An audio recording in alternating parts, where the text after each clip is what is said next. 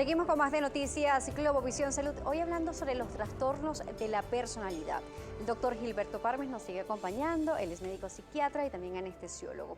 Justamente estamos también conectados por las redes sociales. Estamos en Instagram Live a través de la cuenta @DanielJ Salas. Recuerde que por @salud también nos puede contactar. Y el especialista por GPS 24/7 en número. Tenemos acá una pregunta que es bastante común. Es sobre la bipolaridad. Nos dice Lalita, 61 es el usuario, dice lo siguiente: ¿a qué se debe que una persona sea bipolar? Además que a veces se tiende a confundir también el término bipolar. Sí. A ver, el trastorno bipolar no tiene absolutamente nada que ver con el trastorno de personalidad, ¿ok? De hecho, el trastorno bipolar forma parte de los llamados trastornos del estado de ánimo o trastornos afectivos, ¿ok? El trastorno bipolar, como muchísimas otras patologías psiquiátricas, se debe en gran parte a un desequilibrio neuroquímico a nivel de neurotransmisores, ¿ok? Que de alguna u otra manera, una vez que se produce este desbalance de neurotransmisores, entonces comienza a aparecer la clínica propia del trastorno bipolar, bien sea el extremo o el polo de la depresión o el polo de la manía, ¿ok? Pero no tiene absolutamente nada que ver con el trastorno de personalidad.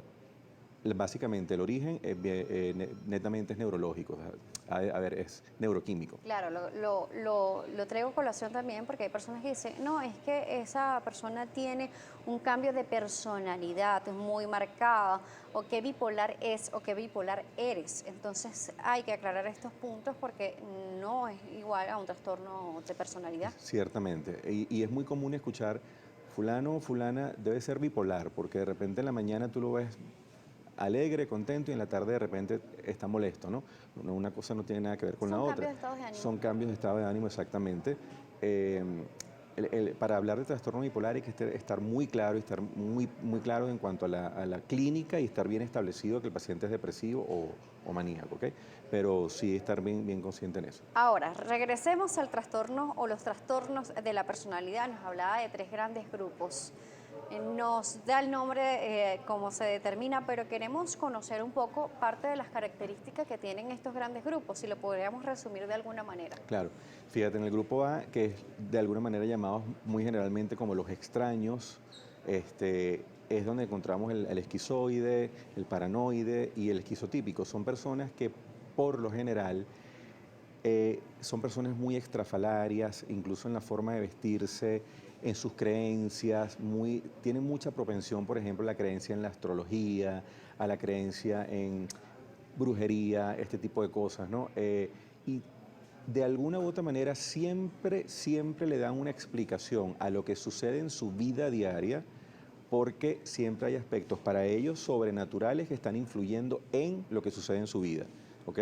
Entonces siempre le dan una explicación más allá de lo lógico, una explicación más bien sobrenatural. Está el caso del paranoide, que también forma parte de este grupo, que el paranoide es de este tipo de personas que es muy desconfía generalmente de todo el mundo. Lo que dicen que confían hasta en su sombra. Básicamente, y que te cree, incluso ellos, cualquier acercamiento de cualquier persona lo malinterpretan, aquí debe haber una malintención, esto no me cuadra mucho. Ellos generalmente interpretan cualquier acción que viene del mundo externo como que va en contra de ellos, como que va a agredirlos a ellos. Entonces, ese es el grupo A, básicamente. En el grupo B, que son los caóticos, los dramáticos, es donde encontramos el trastorno, por ejemplo, de personalidad limítrofe, porque tienden a ser personas precisamente sumamente dramáticas, tal cual como lo dice la palabra, exageran las emociones, exageran las vivencias, ¿okay? Tienden a exagerarlas muchísimo e incluso ellos mismos te dicen que su vida es un caos absoluto y que no le encuentran sentido absolutamente a nada. Por más que intenten emprender cualquier actividad de cualquier índole, no le encuentran sentido a nada y obviamente esto de alguna manera les hace muy difícil poder interrelacionarse con Las los personas demás. que siempre sienten que tienen una nube gris sobre la cabeza. Pudiera ser. Y que te dice, pero ¿por qué siempre a mí? ¿Por qué siempre a mí? ¿Por qué siempre me sucede a mí? Pero no se están dando cuenta de lo que ellos están haciendo, que de alguna manera afecta también a su entorno. Porque realmente los trastornos de personalidad tienen en común que son sumamente disfuncionales y traen muchos problemas en la vida laboral, en la vida social, la vida familiar.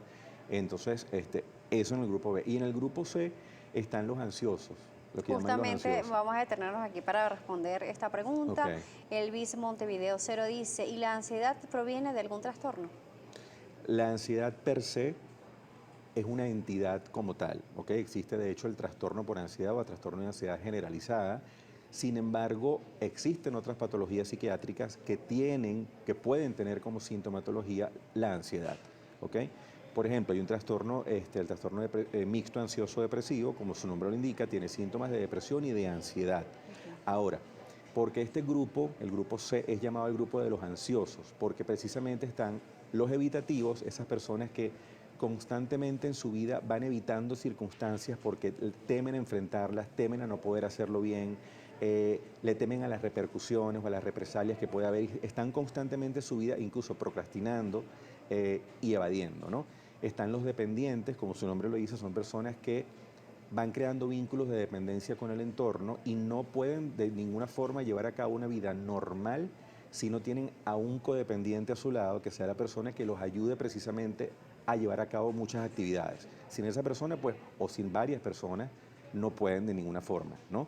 Y el trastorno obsesivo es estas personas que tienden a hacer, también como el nombre lo indica, estas ideas de perfeccionismo, de tratar de hacer las cosas excesivamente bien. ¿Los TOC entran en ellos?